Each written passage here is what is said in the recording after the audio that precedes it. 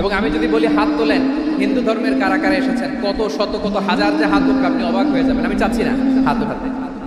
So it's our responsibility to present our religion to our non-Muslim brothers and sisters.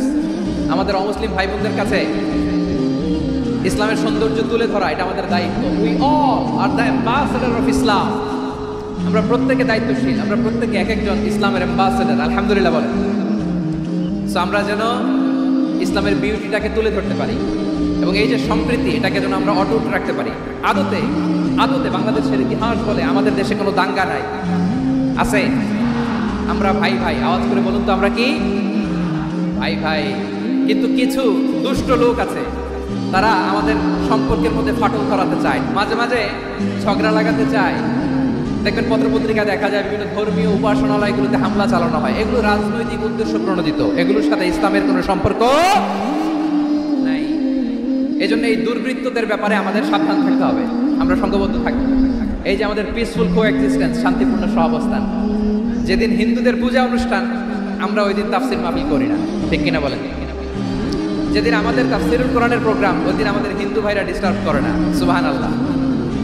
হিন্দুদের পূজা অনুষ্ঠানে আইন শৃঙ্খলা বাহিনীর পাশাপাশি মাদ্রাসার ছাত্ররা যে সেখানে পাহারা দেয়। গোটা পৃথিবীতে এই দৃষ্টান্ত আপনি পাবেন। মাদ্রাসার ছাত্ররা, তারা তো কোরআনের ধারক, তারা হাদিসের ধারক, তারা কেন মন্দির পাহারা দিবে? এই সম্প্রীতিকে ধরে রাখার জন্য, এই সৌহার্দ্যকে ধরে রাখার জন্য, আমাদের পারস্পরিক ভালোবাসাকে অটুট রাখার জন্য। এখন বলেন, আমাদের এই ভালোবাসা অটুট থাক, আমরা চাই কি চাই না? আল্লাহ এই দেশকে তুমি বরকতময় করো, বাংলাদেশকে তুমি শান্তিময় করো। প্রিয় ভাইরা, আমি বলেছিলাম আমার আলোচনার বিষয় হচ্ছে শান্তিপূর্ণ সহাবস্থান, সাম্প্রদায়িক সম্প্রীতি। আমরা দেখবো ইসলাম আমাদেরকে কি কি দিক নির্দেশনা দেয়। আল্লাহ রাব্বুল ইজ্জা ওয়াল জালাল তিনি ইরশাদ করছেন, ওয়ালা তাসুবুল্লাযীনা ইয়াদউনা মিন দুনিল্লাহি ফায়াসুবুল্লাহা আদওয়ান বিগাইরি ইলম কাযালিকা যায়্যান্না লিকুল্লি উম্মাতিন আমালাহুম সুম্মা ইলা রাব্বিহিম মারজিউহুম ফায়ুনাব্বিউহুম বিমা কানু ইয়ামালুন। রব্বুল আলামিন বলেন, গোলাম ও আমার ইমানদার বান্দারা, শোনো শোনো, লা তাসুবুল্লাযীনা ইয়াদউনা মিন দুনিল্লাহ ফায়াসুবুল্লাহা আদওয়ান বিগাইরি ইলম। ও আমার বিশ্বাসী বান্দারা, যারা আল্লাহকে বেঁধে রেখে দেব দেবীর পূজা করে, তোমরা খবরদার তাদের গালি দিও না। যদি ওই দেবতাদেরকে গালি দাও, তাহলে ভুলবশত, শত্রুতাবশত তারা তোমাদের রব আল্লাহকে গালি দেবে, ঠিক কিনা? তোমরা যদি তাদের দেবতাদের গালি দাও, ওরা রেগে তোমার আল্লাহরে গালি দেবে, তাহলে আল্লাহরে গালি খাওয়ানোর কারণ হয়ে গেলাম আমি। রব্বুল আলামিন বলেন, খবরদার দেবতাদেরকে গালি দিও না, তাহলে ওরা তোমার রব আল্লাহরে গালি দেবে। প্রতিটি জাতির জন্য তাদের কাজকে আমি আল্লাহ সুশোভিত করে রেখেছি, তারা সবাই একদিন আমার কাছেই ফিরে আসবে। এরপর আমি রব্বুল আলামিন তাদের আমলনামা তাদেরকে জানিয়ে দেব। সুবহানাল্লাহ পড়ো। তাহলে প্রিয় ভাইরা, ইসলাম আমাদেরকে শিখায়, সূরাতুল আনআমের 108 নম্বর আয়াত থেকে আমরা বুঝলাম কোনো ধর্মকে ছোট করা যাবে না। অন্য ধর্মকে ছোট করা মানে ইসলামকে ছোট করা। আর অন্য ধর্মের দেবতাকে যদি আপনি গালি দেন, ওরা ইসলাম থেকে দূরে সরে যাবে। যাও ইসলামের প্রতি আকৃষ্ট হয়েছিল, আর কোনোদিন ইসলামের ধারে কাছে আসবে না। আওয়াজ করে বলে ঠিক কিনা? এজন্য কখনো কোনোদিন অন্য ধর্মের দেবতাদেরকে গালি দেওয়া যাবে না। অন্য ধর্মের কোনো দেবতাদেরকে আমরা গালি দিব না, গালি দিব না, বরং ইসলামের beauty, the beauty of Islam, ইসলামের সৌন্দর্যকে আমরা তুলে ধরব। আমরা যদি বিশ্বনবী সাল্লাল্লাহু আলাইহি ওয়াসাল্লামের জীবনের দিকে তাকাই, তাহলে আমি দেখব বিষ্ণু ইসলাম মক্কাতে কিংবা মদিনাতে অন্য ধর্মের লোকদের সাথে খুব পিসফুলি লাইফ লিড করেছেন। হোক মুশরিক, হোক খ্রিস্টান, হোক ইহুদি, বিশ্বনবী সবার সাথে মিলেমিশে ছিলেন। আলহামদুলিল্লাহ বলেন। ইসলাম হচ্ছে পিসফুল রিলিজিয়ান। অন্য ধর্মের প্রতি সহনশীলতার সবক ইসলাম আমাদেরকে দেয়। কিন্তু প্রতিটি মুসলিমের এটা মনে রাখতে হবে, আল্লাহর কাছে পছন্দনীয়, গ্রহণযোগ্য ধর্ম, জীবনাদর্শ একটি, সেটা হচ্ছে ইসলাম। এজন্য রব্বুল আলামিন বলেন, ইন্নাদ দীনা ইনদাল্লাহিল ইসলাম, আল্লাহর কাছে মনোনীত, গ্রহণযোগ্য, অ্যাকসেপ্টেড ধর্ম মতাদর্শ একটা, সেটা হলো ইসলাম। ইসলাম ছাড়া অন্য কোনো ধর্ম যদি কেউ তালাশ করে, তার ওই ধর্ম আল্লাহ গ্রহণ করবে না।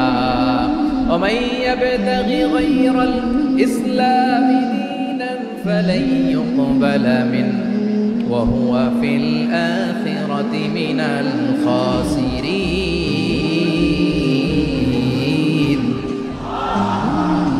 Whoever seek anything except Islam, that won't be accepted from him, and he will be loser in the day of judgment. কিয়ামতের দিন ইসলাম ছাড়া কেউ যদি অন্য কোনো ধর্ম তালাশ করেছে দুনিয়াতে, তার এই মতাদর্শ গ্রহণ করা হবে না, and he will be loser, ক্ষতিগ্রস্ত, হাই কোম্পানির ম্যানেজার।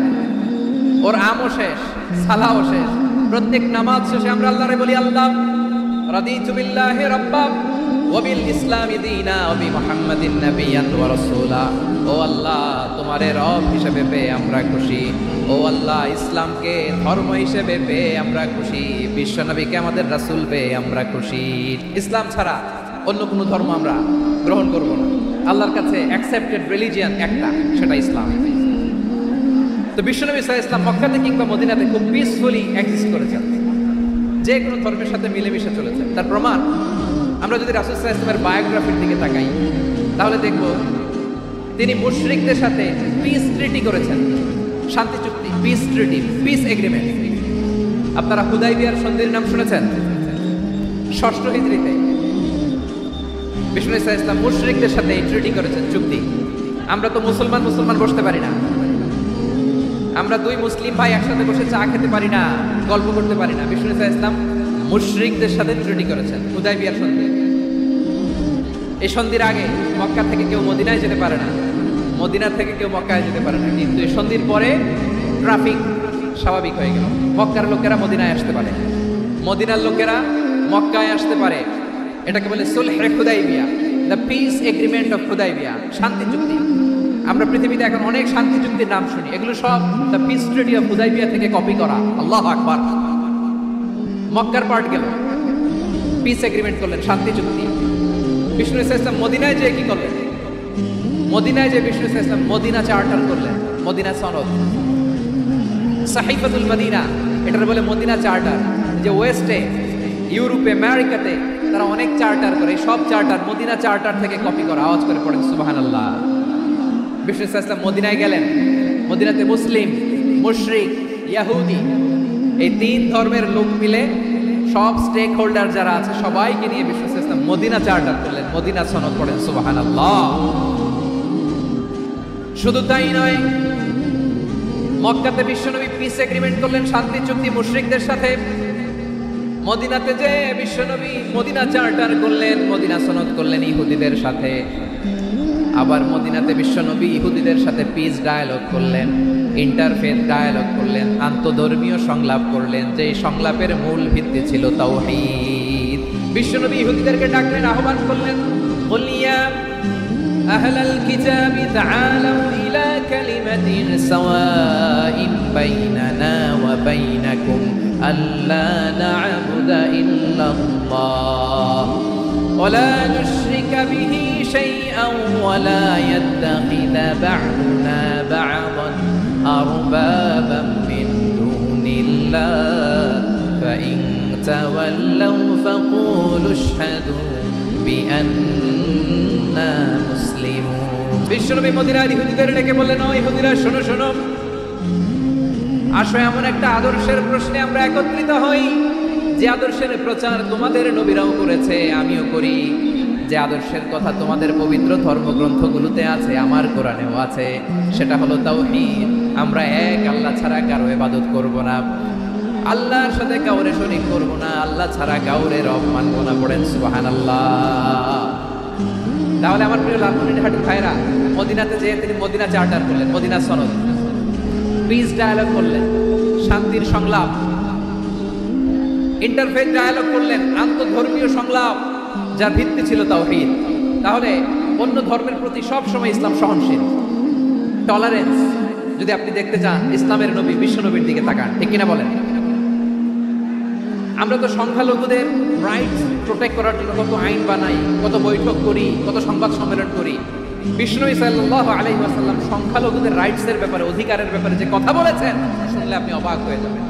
বিশ্বনবী বলেন, আলা মান যালামা মুআহাদান আও ইনতাকাসাহু আও কাল্লাফাহু ফাওকা তাআতিহি আও আখাযা মিনহু শাইআন বিগাইরি তিবি নাফসিন ওয়া আনা হাজিজুহু ইয়াউমাল কিয়ামা। খবরদার, জেনে রেখো, কেউ যদি কোনো সংখ্যালঘুর উপরে অত্যাচার করে, কোনো সংখ্যালঘুর প্রাপ্য থেকে যদি কেউ কাউকে ঠকায়, সংখ্যালঘুর উপর যদি কেউ কষ্ট দেয়, কোনো সংখ্যালঘুর সম্পদ যদি কেউ জোর করে কেড়ে নেয়, আমি কিয়ামতের দিন বিশ্বনবী ওই সংখ্যালঘুর পক্ষে আর ওই মুসলমানদের বিপক্ষে বাদী হয়ে দাঁড়াবো। আল্লাহু আকবার। আপনি নামাজি, আপনি মুসল্লি, আপনি হাজী সাহেব, তাহাজ্জুদ পড়তে পড়তে কপালে দাগ ফেলে দিয়েছেন, আপনার প্রতিবেশী হিন্দু, ভাবছেন আমার তো পাওয়ার আছে, ওর জমিটা দখল করি। বিশ্বনবী বলেন কিয়ামতের দিন ওই হিন্দুর পক্ষে তোর বিরুদ্ধে আমি বাদী হয়ে দাঁড়াবো। পৃথিবীর কোন ধর্মে এরকম স্টেটমেন্ট পাবেন? পাবেন? আপনি ভাবছেন আপনি নামাজ পড়লে হাজী সাহেব কপালে দাগ ফেলাই দিলে আপনি সেলসেলায় জান্নাতে চলে যাবেন না? খবরদার। বিশ্বনবী বলেন কোন সংখ্যালঘুর উপর যদি কেউ আক্রমণ করে, তার প্রাপ্য তাকে না দিয়ে যদি তাকে ঠকায়, তার উপর জুলুম করে, তার সম্পদ যদি কেড়ে নেয়, আমি নবী, তুমি মুসলিম হইতে পারো, মুসল্লি হইতে পারো, তার পক্ষে তোমার বিপক্ষে আল্লাহর দরবারে বাদী হয়ে দাঁড়াবে। যে নবীর সুপারিশ ছাড়া জান্নাতের গেটও দেখা যাবে না, ওই নবী যদি বলে তোর বিপক্ষে আমি বাদী হয়ে দাঁড়াবো, ওই জান্নাতে আর ঢোকার কোনো সুযোগ আমাদের থাকবে? এখানেই শেষ নয়, বিশ্বনবী বলেন মান কাতালা মুআহাদান, বুখারীর বর্ণনা, মান কাতালা মুআহাদান লাম ইয়ারাহ রাইহাতাল জান্নাহ। কেউ যদি, কোনো মুসলিম যদি অন্যায়ভাবে কোনো সংখ্যালঘুকে হত্যা করে, কোনো হিন্দুকে হত্যা করে, কোনো বৌদ্ধরে হত্যা করে, অন্যায়ভাবে কোনো মুসলিম যদি কোনো সংখ্যালঘুরে হত্যা করে, জান্নাতে যাওয়া তো দূরের কথা, ওই মুসলিম জান্নাতের ঘ্রাণও পাবে না। সহিহ বুখারীর বর্ণনা, মান কাতালা মুআহাদান লাম ইয়ারাহ রাইহাতাল জান্নাহ ওয়া ইন্না রিহাহা লা ইউজাদু মিন মাসিরাতি 40 আমা। যে জান্নাতের ঘ্রাণ 40 বছর দূরের রাস্তা থেকেই পাওয়া যায়। সুবহানাল্লাহ পড়েন। এত দূরে থাকলেই জান্নাতের ঘ্রাণ আপনার নাকে এসে ধাক্কা মারবে।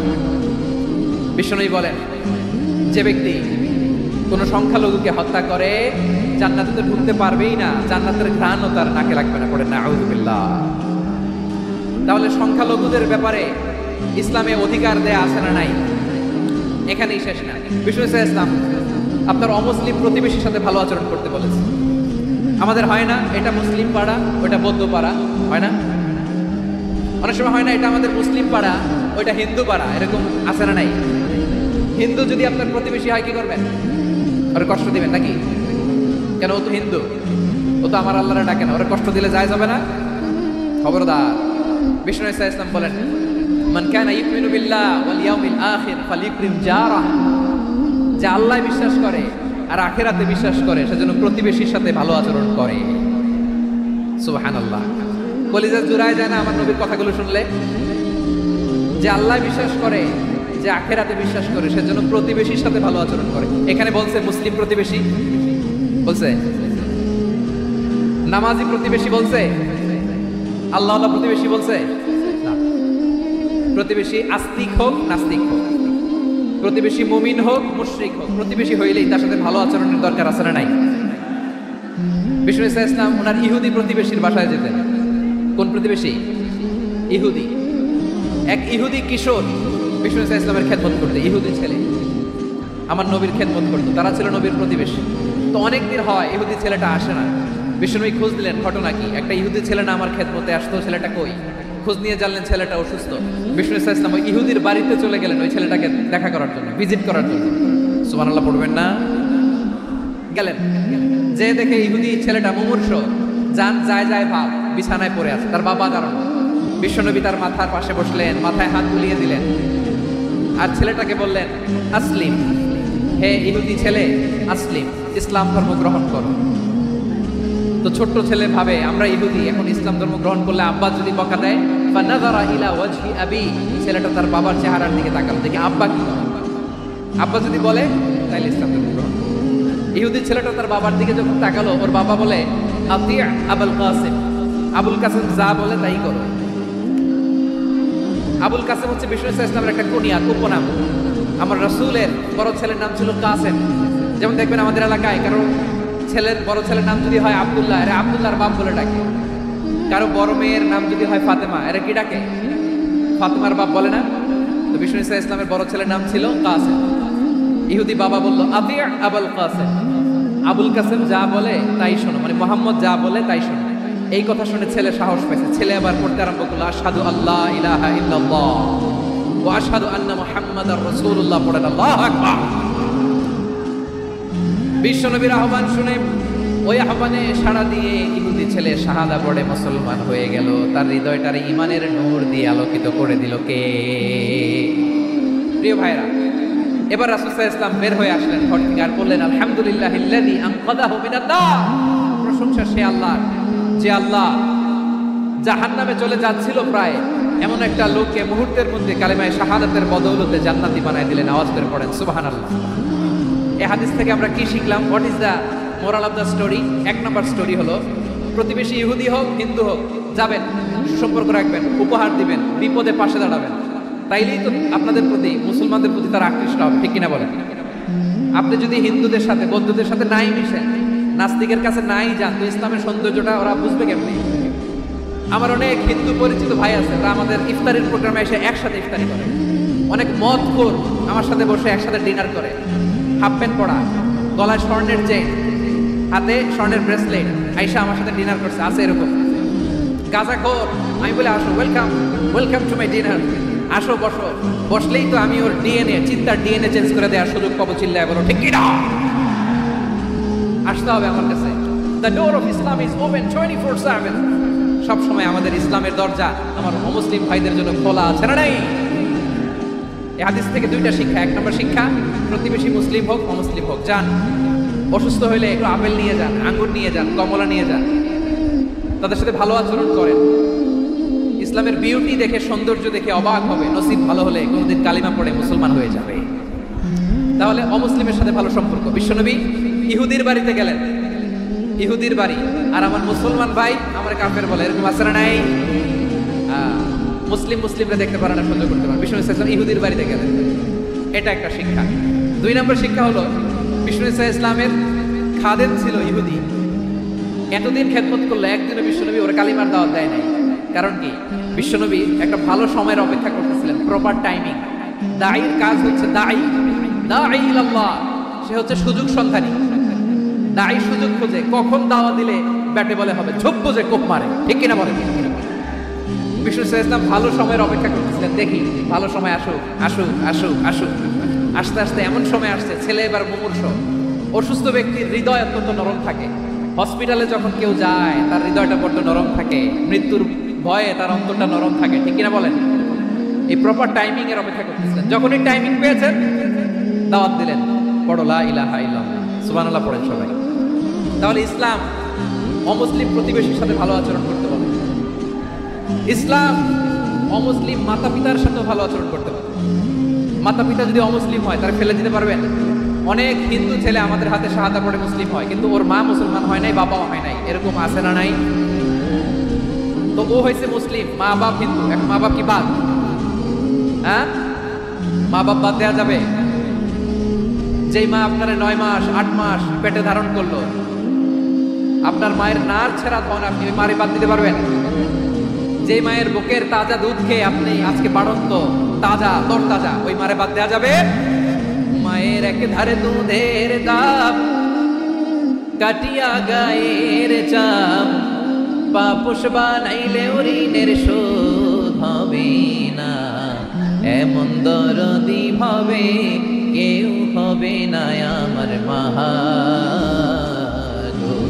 মায়ের এক ধারে দুধের দাম, কাটিয়া গায়ের চাম, পাপোশ বানাইলে ঋণের শোধ হবে না, এমন দরদি ভাবে কেউ হবে না আমার মা। মাকে তো বাদ দেওয়া যায় না। وقضى ربك ألا تعبدوا إلا إياه وبالوالدين إحسانا। আল্লাহ বলে অবধারিত দুইটা ভার্ডিক্ট তোমাদের জন্য, এক আল্লাহর ইবাদত করবা আর মা বাবার প্রতি ইহসান করবা। আদেশটা কার? মা বাবার প্রতি ইহসান করতে হবে। আমার মা হিন্দু হোক, ভালো আচরণ করতে হবে, বৌদ্ধ হোক, ভালো আচরণ করতে হবে।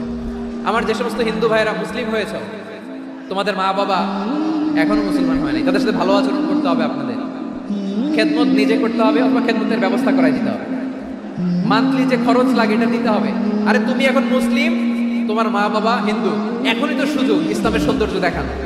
এখন মা বাবা যদি দেখে আরে এটা হিন্দু থাকতে তো বদমাইশ ছিল, বেয়াদব ছিল, কি এমন ধর্ম সে গ্রহণ করলো যেটা গ্রহণের সাথে সাথে সে পাল্টে গেল,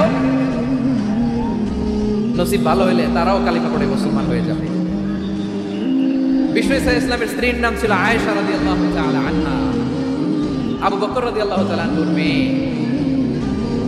আবু বকর রাদিয়াল্লাহু তাআলা আনহুর আরেক মেয়ের নাম হচ্ছে আসমা। দুজনই আবু বকর রাদিয়াল্লাহু তাআলা আনহুর মেয়ে, আসমা আর আয়েশা, দুজন বোন, এক মায়ের নাম, বাবা এক মা দুজন।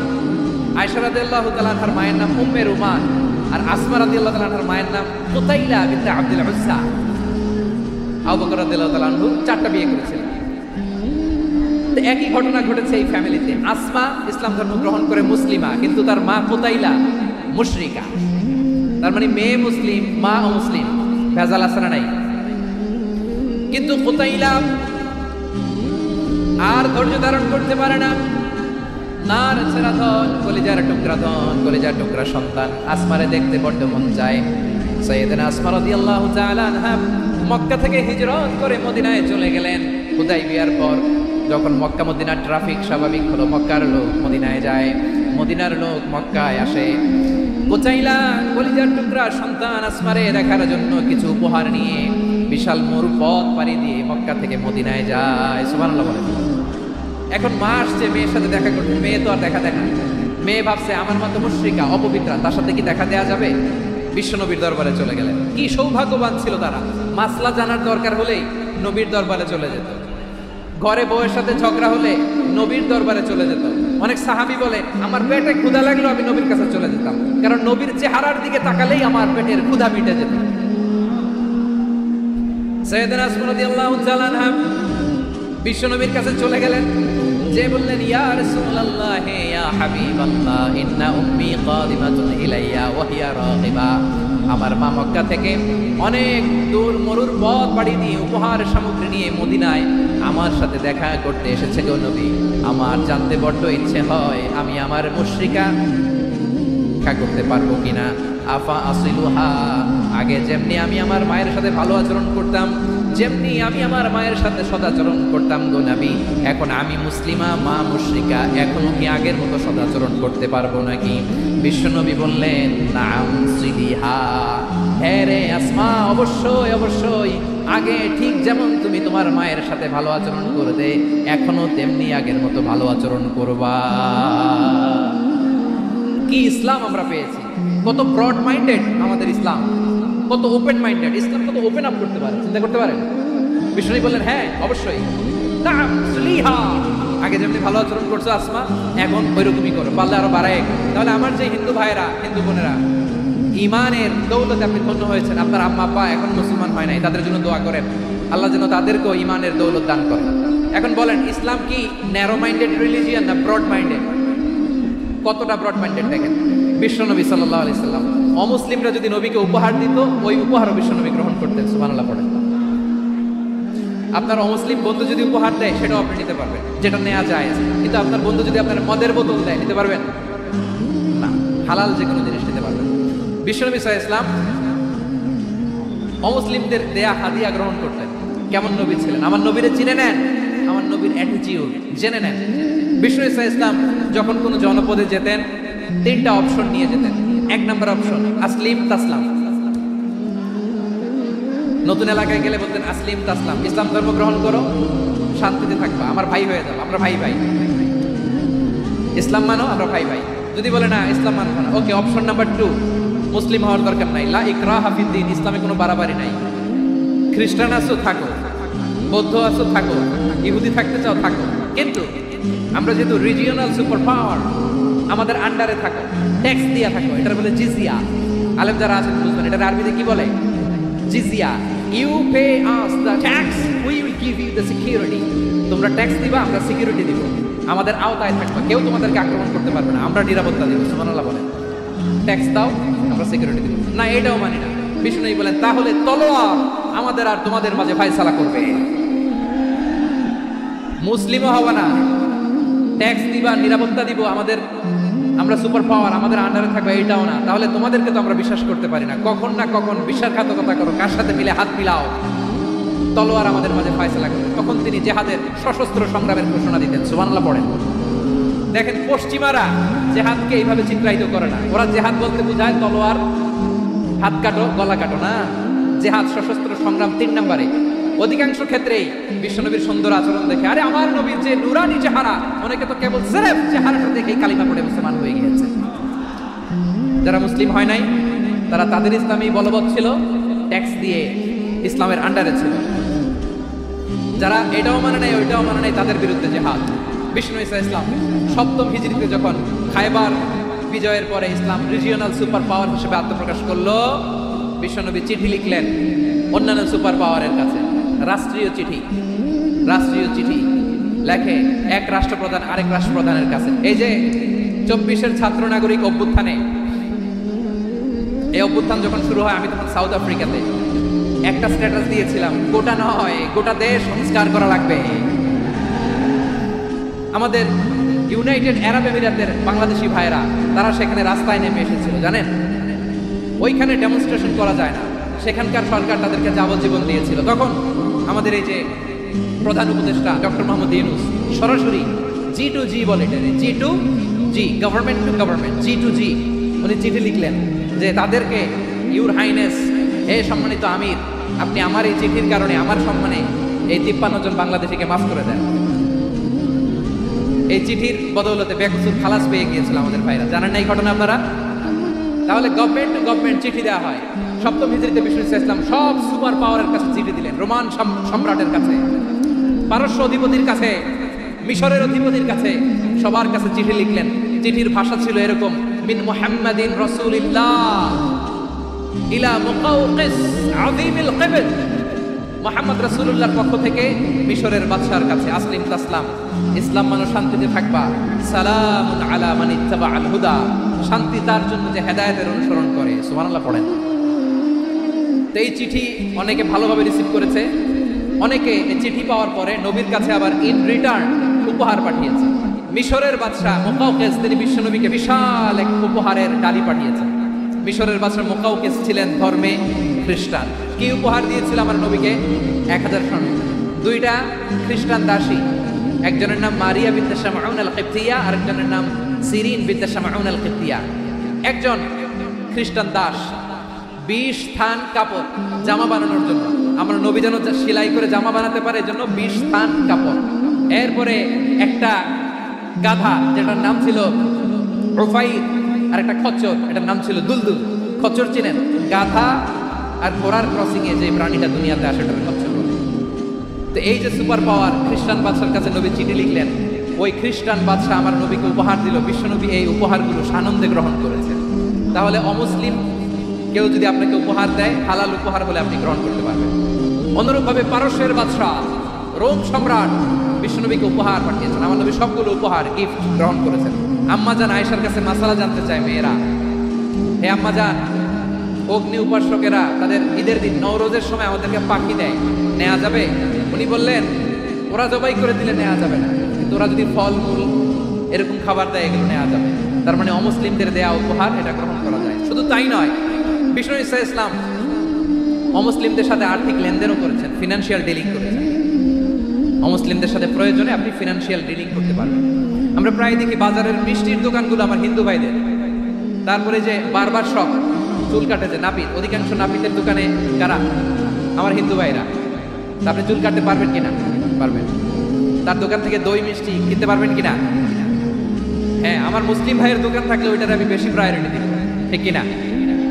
কিন্তু যদি তাদের সার্ভিস নিতে চান, প্রোডাক্ট নিতে চান, পারবেন। তার দলিল সহিহ বুখারী, আম্মা জান আয়েশা রাদিয়াল্লাহু তাআলা আনহা বলেন, ইশতারা রাসূলুল্লাহ সাল্লাল্লাহু আলাইহি ওয়াসাল্লাম মিন ইয়াহুদিয়িন তুআমান ওয়া রাহানাহু দিরআহু মিন হাদিদ। রাসূল সাল্লাল্লাহু আলাইহি ওয়াসাল্লাম এক ইহুদির কাছ থেকে, কার কাছ থেকে? আমার নবী, প্যারা নবী এক ইহুদির কাছ থেকে জব কিনেছিল, জব, বার্লি, যেটা দিয়ে রুটি বানায়। ওই জবের দাম দেওয়ার টাকা পয়সা নবীর কাছে ছিল না। ফলে নবী ওনার একটা পোশাকে মর্গেজ রেখেছিলেন, মর্গেজ, বন্ধক, যে এখন এটার দাম দিতে পারবো না, কয়েক কেজি বার্লি নিয়ে যাই আর বন্ধক হিসেবে আমার জামাটা রেখে গেলাম, যেদিন দাম দিব ওই দিন জামাটা ছুটাই নিয়ে যাবো। দিরআহু মিন হাদিদ, লোহার তৈরি বর্ম, মানে যুদ্ধের পোশাক লোহা দিয়ে বানানো। বিষ্ণুনবী বললেন, কয়েক কেজি জব দাও, টাকাটা পরে দিব, এখন টাকা নাই, বন্ধক হিসেবে মর্গেজ হিসেবে আমার জামা রেখে গেলাম, যখন টাকা দিব জামা ছুটাই নিব। এ থেকে বোঝা গেল অমুসলিমদের সাথে ফিনান্সিয়াল ডিলিং করা যায়, অর্থনৈতিক লেনদেন করা যায়, কেনাবেচা করা যায়, প্রোডাক্ট কেনা যায়। এমনকি আমাদের মসজিদে নববীতে বারান্দায় আপনারা একটা অটোমেটিক ফ্লাইং আমব্রেলা দেখছেন? সূর্য যখন বাড়ে মসজিদে নববীর বারান্দায় ইয়ার্ডের মধ্যে অটোমেটিক্যালি কিছু আমব্রেলা আছে, সাঁ করে খুলে যায়, আর সূর্যের তাপ লাগে না। আবার সন্ধ্যাবেলায় এই আমব্রেলাগুলো ওরা ক্লোজ করে ফেলে, দেখছেন? এই মসজিদে নববীকে সর্বোচ্চ উন্নত মানের কনস্ট্রাকশন ইনফ্রাস্ট্রাকচার ডেভেলপ করার জন্য কর্তৃপক্ষ কিছু অমুসলিম ইঞ্জিনিয়ারের, ডিজাইনারের সহায়তা নিয়েছিল। সুবহানাল্লাহ বলেন। কোন দলিলের ভিত্তিতে? এই দলিলের ভিত্তিতে যে বিষ্ণু ঈসা ইসলাম অমুসলিমদের সাথেও লেনদেন করেছেন। আওয়াজ করে বলতে হবে আল্লাহু আকবার। শুধু তাই নয়, ইন কেস অফ ইমার্জেন্সি, প্রয়োজনে ইসলামের খাতিরে ইসলামকে সামনের দিকে এগিয়ে নিয়ে যাওয়ার জন্য অমুসলিমদের সাপোর্ট নেওয়া জায়েজ আছে। সুবহানাল্লাহ বলেন। অমুসলিমদের সাপোর্ট নেয়া, তাদের থেকে অর্থ নেয়া, পলিটিক্যাল সাপোর্ট, পলিটিক্যাল অ্যাসাইলাম নেওয়া জায়েজ আছে। আমাদের অনেক বিশ্ববরেণ্য দায়ীরা আমেরিকায় অস্থায়ীভাবে অ্যাসাইলাম নিয়ে থাকে, নিজের দেশে গেলে ফাঁসিতে ঝুলাই দিবে। যুগ যুগ ধরে দায়ীদের উপরে এরকম অত্যাচার আর নির্যাতন আছে না নাই? মিশরের অনেক দায়ীরা পাশ্চাত্যে যেয়ে থাকে, এই যে তারা পলিটিক্যাল অ্যাসাইলাম নিয়ে থাকে, রাজনৈতিক আশ্রয়, এটা জায়েজ আছে না? এটা যে জায়েজ আছে এটা প্রমাণ স্বয়ং বিশ্বনবী সাল্লাল্লাহু আলাইহি ওয়াসাল্লাম পলিটিক্যাল সাপোর্ট নিয়েছিলেন অমুসলিমদের কাছ থেকে। আমার ভাইয়েরা, বিশ্বনবীর বয়স তখন প্রায় 51 বছর। কত বছর? বিশ্বনবীর সবচেয়ে কাছের মানুষ খাদিজা রাদিয়াল্লাহু তাআলা আনহা ইন্তেকাল করেছেন। বিশ্বনবী বড্ড কষ্ট পেলেন, হৃদয়টা ভেঙে খান খান। যিনি ঘরের ভেতরে বিশ্বনবীকে সান্ত্বনা দিতেন, ভালোবাসা দিতেন, বাইরে গেলে কুরাইশরা বকাঝকা করে, অত্যাচার করে, কিন্তু আম্মা জান খাদিজা রাদিয়াল্লাহু তাআলা আনহা ঘরটারে এমন শান্তির নীড় বানায় রেখেছেন, এই ঘরের ভিতরে ঢুকলে বিশ্বনবীর কলিজাটা ঠান্ডা হয়ে যেত। এজন্য রব্বুল আলামিন বলেন, খাদিজা, ও আমার বান্দি খাদিজা, জান্নাতে এমন স্পেশাল একটা ঘর আমি তোমার জন্য রেডি করে রেখেছি। ওই ঘরের মধ্যে কোনো আওয়াজ নাই, ওই ঘরের মধ্যে কোনো নয়েজ নাই, ওই ঘরে কোনো বিশৃঙ্খলা নাই। কারণ মক্কার জমিনে আমার নবী কুরাইশদের বিশৃঙ্খলা, নয়েজ আর ঝামেলাগুলোকে উপেক্ষা করে যখন তোমার ঘরের ভিতরে ঢুকতো, ঘরটারে তুমি শান্তির নীড়, ঠান্ডা, নীরব, নিস্তব্ধ, নিঝুম আর শান্তির নীড় বানিয়ে রেখেছো। এজন্য জান্নাতে স্পেশাল একটা শান্তির নীড় আমি তোমারে উপহার দেব। ওই প্রিয়তমা স্ত্রী খাদিজা ইন্তেকাল করলেন, বিশ্বনবীর হৃদয় ভেঙে খান খান। আবার ওনার চাচা আবু তালেব ইন্তেকাল করলেন, যিনি পলিটিক্যাল শেল্টার দিতেন নবীকে। আবু তালেবের ভয়ে, বিশ্বনবীর এই চাচার ভয়ে কোনো মুশরিক নবীর গায়ে হাত দেওয়ার সাহস পায় নাই। এখন স্ত্রীও নাই, চাচাও নাই, নবীকে আশ্রয় দেওয়ার কেউ নাই, নবীর চারদিকে অন্ধকার। নবী এখন কই যাবেন? আমার পেয়ারা নবী নতুন স্টেশন খুঁজতেছেন, নতুন দাওয়াতি প্ল্যাটফর্ম খুঁজতেছেন। তিনি যায়েদ বিন হারেসা রাদিয়াল্লাহু তাআলা আনহুকে নিয়ে মক্কার পাশের একটা নেইবরিং সিটি তায়েফে চলে গেলেন দিনের দাওয়াত দেওয়ার জন্য। নাকি জমি কিনতে গেছিলেন? দুনিয়ার যশ খ্যাতির জন্য, নিজের কোনো লাভের জন্য? তায়েফবাসীদেরকে জাহান্নামের আগুন থেকে বাঁচানোর জন্য। আওয়াজ করে বলতে হবে ঠিক কিনা? বিশ্বনবী বিশাল মরুপথ, পাহাড়ি পথ পাড়ি দিয়ে তায়েফের মরুজমিনে গেলেন কোরআনের দাওয়াত নিয়ে, ইমানের দাওয়াত নিয়ে। কিন্তু তায়েফের লোকেরা বিশ্বনবীর দাওয়াতকে শুধু প্রত্যাখ্যান করেই থামে নাই, তারা বিশ্বনবীর সাথে অত্যন্ত খারাপ আচরণ করেছে।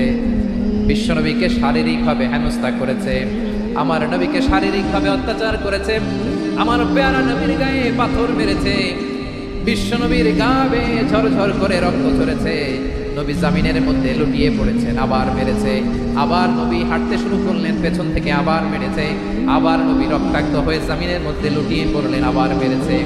বিশ্বনবীর মতো এত সুশ্রী মানব, বিশ্বনবীর মতো এত শুভ্র মানব, বিশ্বনবীর মতো এমন চমৎকার দেহাবয়ব দিয়ে রব্বুল আলামিন কাউকে বানান নাই।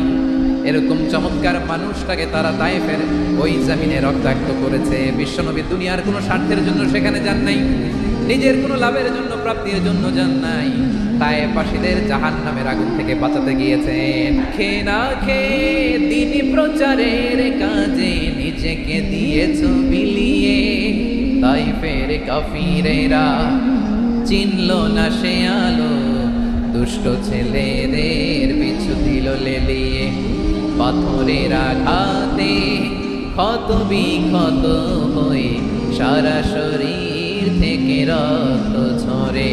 হে রাসূল তোমাকে ভুলি আমি কেমন করে, হে রাসূল তোমাকে ভুলি আমি কেমন করে। পারেন না আপনারা?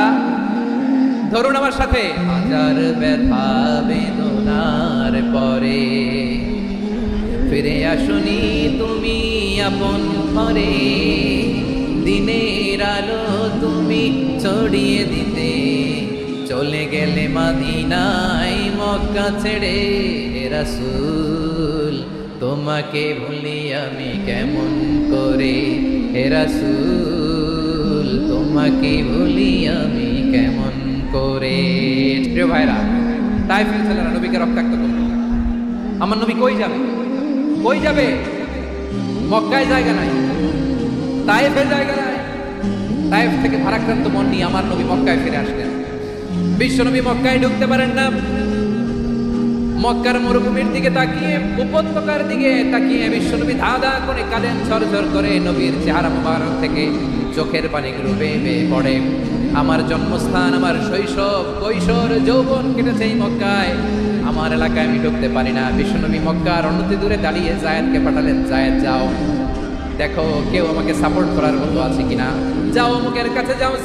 জায়েদ গেলেন, তারাও প্রত্যাখ্যান করে ফিরিয়ে দেয়। বিশ্বনবী বললেন যাও অমুক লোকের কাছে যাও, তিনিও প্রত্যাখ্যান করে ফিরিয়ে দিলেন। কেউ বিশ্বনবীকে আশ্রয় দিতে রাজি হয় না।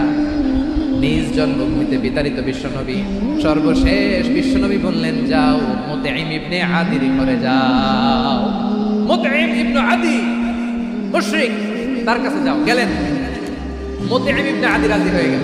দেখেন অনেক বিপদের সময়ও আমি নিজে সাক্ষী, সামাজিকভাবে রাজনৈতিকভাবে কত ঝঞ্ঝা, কত ষড়যন্ত্র, কত কনস্পাইরেসি পারি দিয়ে আমাদেরকে সামনে এগিয়ে যেতে হয়। এই শত্রুদের ভেতরেও একজনকে দাঁড় করিয়ে দেয় যে আল্লাহর কোরআনের জন্য রেডি হয়ে যায়। পড়েন সুবহানাল্লাহ।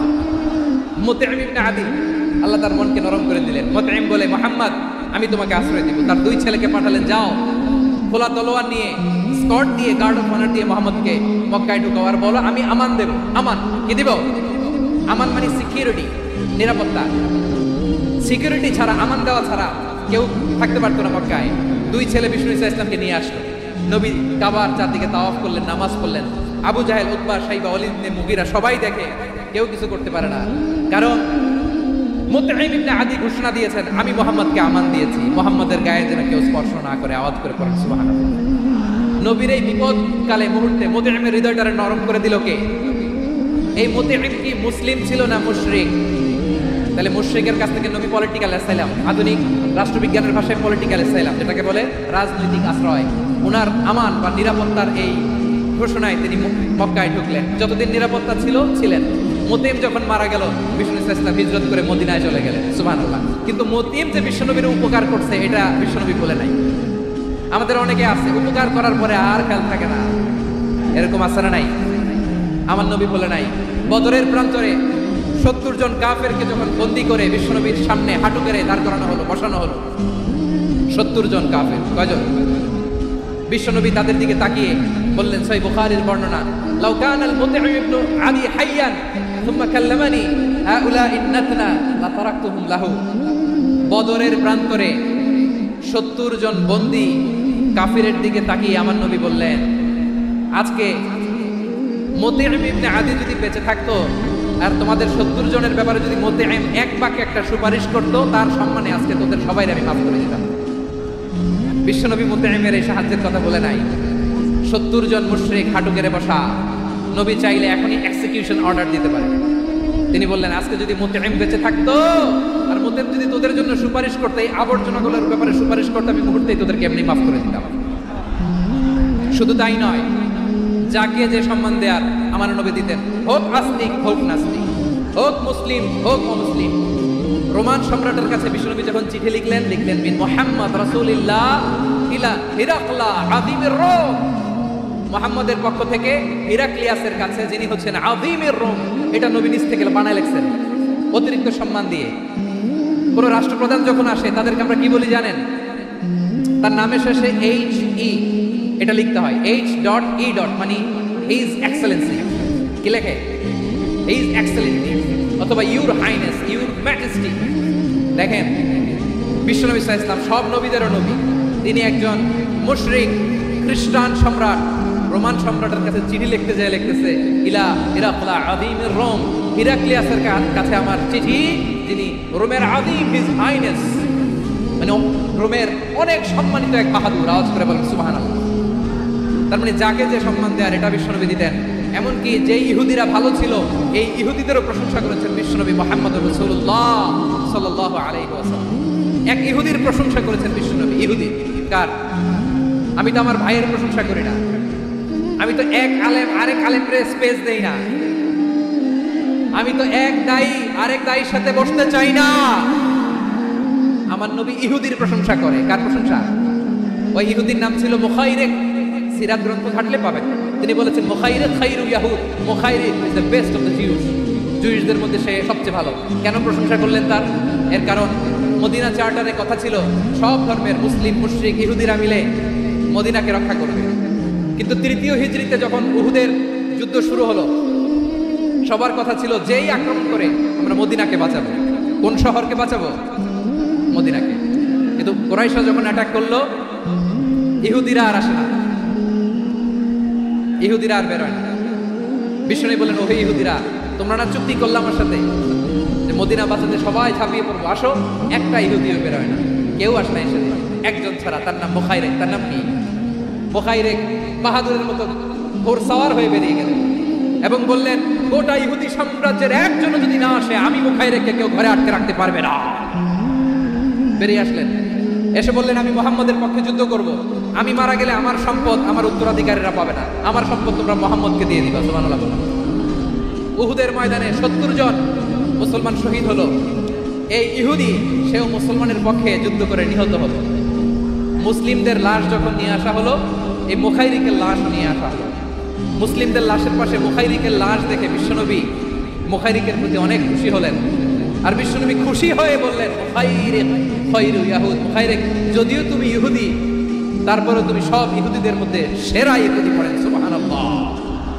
আমার নবী ইহুদিকেও সম্মান দিতে কার্পণ্য করে নাই। আওয়াজ করে বলেন আল্লাহু আকবার। এজন্য অমুসলিম হইলেই তারা আমাদের শত্রু নয়। শত্রু কারা? যে সমস্ত অমুসলিম আমাদেরকে নিশ্চিহ্ন করে দিতে চায়, যে সমস্ত অমুসলিম আমাদের ভূখণ্ড থেকে আমাদেরকে তাড়িয়ে দিতে চায়, যে সমস্ত অমুসলিম আমার ধর্ম নিয়ে তুচ্ছতাচ্ছিল্য করে চিল্লায় বলে ঠিক না, তারা আমাদের শত্রু। সাধারণ অমুসলিমরা আমার শত্রু নয়। এই যে হিন্দুরা থাকে, এরা আমার ভাই, বৌদ্ধরা আমার ভাই, খ্রিস্টানরা আমার ভাই, ইহুদিরা আমার ভাই।